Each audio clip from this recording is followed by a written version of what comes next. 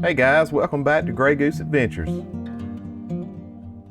This is part one of our stay at Lake Greenwood State Park in May of 2022. Lake Greenwood State Park is one of 16 South Carolina state parks that were built by the Civilian Conservation Corps in the 1930s. It sits on 914 acres of land that was donated by Greenwood County. The park has 125 paved campsites, all of which have 50 amp electrical hookups, and many also have sewer hookups. Some of the sites are on the waterfront of Lake Greenwood, though ours was not.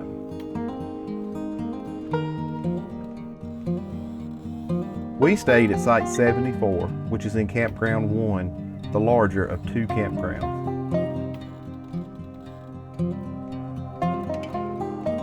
It was a back-end site with plenty of room for a vehicle in front and behind of our 30-footer.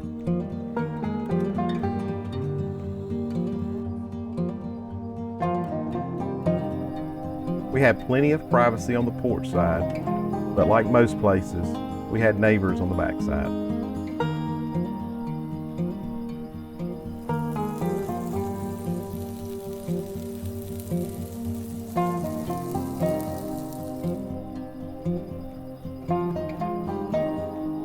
The site was level with plenty of shade, a picnic table, and a fire ring.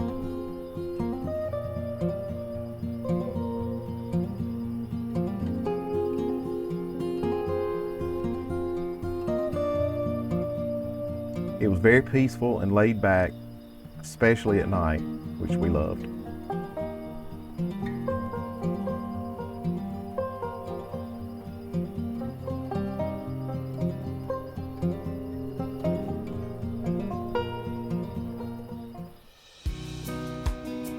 As always, once we got settled in, we took the dogs for a walk on the nature trail. This state park only has one trail, but it's almost a mile long and is very close to the lake.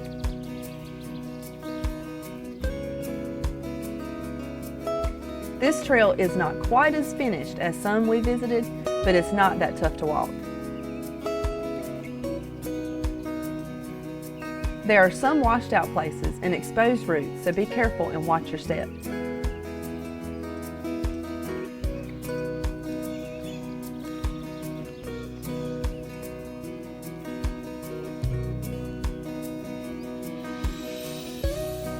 Walking the trails is becoming a favorite thing of ours to do, and Livy and Jagger really enjoy it too. Well, until they get tired and we end up carrying them.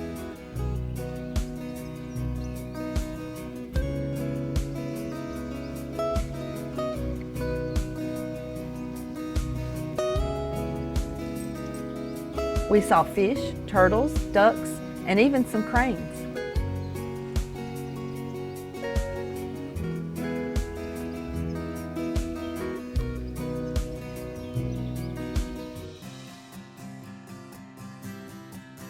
The Visitor Center for Lake Greenwood State Park is truly a hidden gem. This place is a full-blown, very modern museum with interactive exhibits highlighting the history of the park and how it was built by the Civilian Conservation Corps.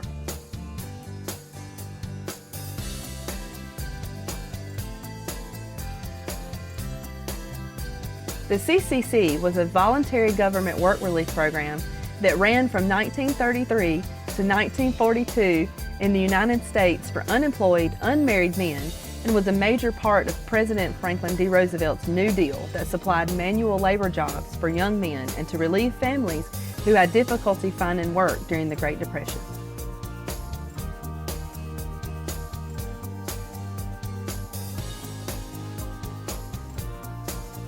We were amazed at how clean, new, and nice this place was. You have to check it out if you visit the park.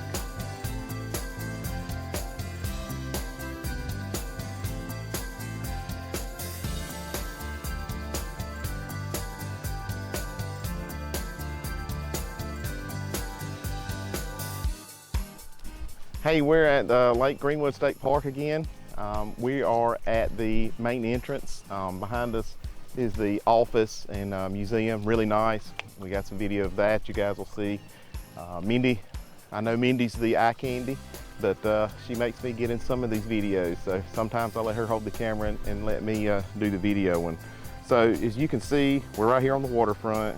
And what I was reading about this wall here, and off their website it says that this wall is a must-see for first-time visitors. It's unfinished. They didn't quite finish it.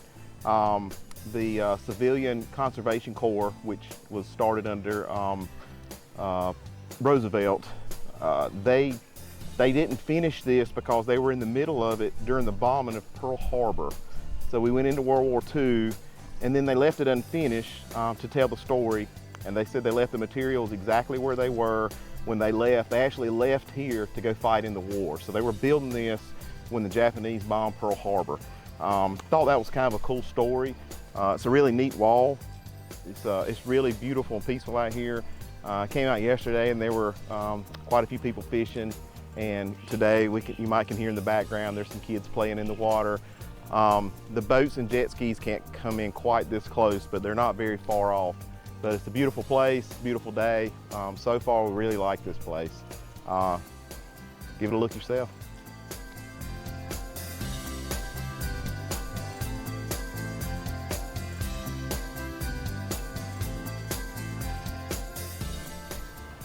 Lake Greenwood State Park is in the town of 96. Now when Billy told me that we were going to a town called 96, I didn't believe him, but he's right, it's 96. So the town was given its unusual name by Charleston traders in the 1700s. They thought that that's how many miles it was to get to the Cherokee village in the foothills of South Carolina.